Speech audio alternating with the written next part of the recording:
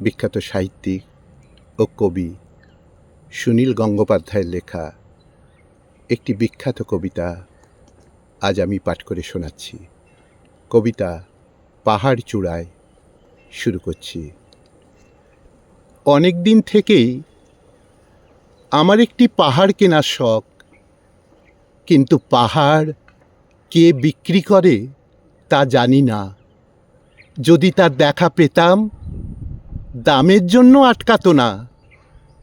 আমার নিজস্ব একটি নদী আছে, সেটি দিয়ে দিতাম পাহাড়টার বদলে। কে না জানে পাহাড়ের চেয়ে নদীর দামই বেশি। পাহাড় স্থাণু, নদী বহমান। তবু আমি নদীর বদলে পাহাড়টাই কিনতাম, কারণ আমি ঠকতে চাই। নদীটি অবশ্য কিনেছিলাম একটি দ্বীপের বদলে। ছেলেবেলায় আমার বেশ ছোট্টখাট্ট ছিমছাম একটি দ্বীপ ছিল, সেখানে অসংখ্য প্রজাপতি। শৈশবে দ্বীপটি ছিল আমার বড় প্রিয়। আমার যৌবনে দ্বীপটি আমার কাছে মাপে ছোট লাগল। প্রবাহমান ছিপছিপে তন্বী নদীটি বেশ পছন্দ হলো আমার।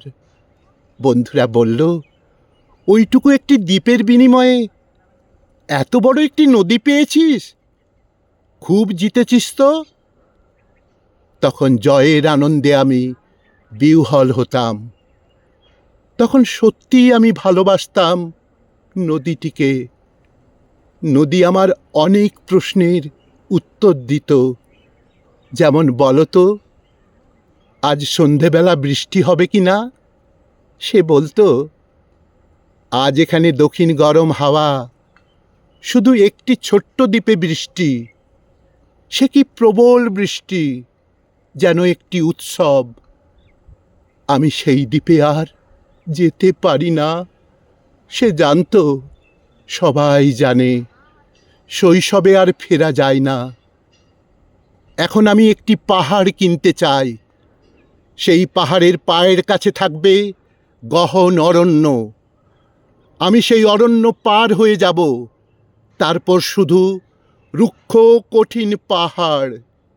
একেবারে চূড়ায়, মাথার খুব কাছে আকাশ, নিচে বিপুলা পৃথিবী, চরাচরে তীব্র নির্জনতা।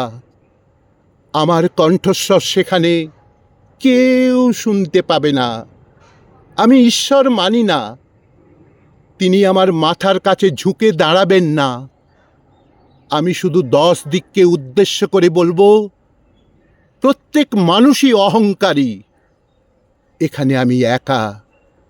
এখানে আমার কোনো অহংকার নেই।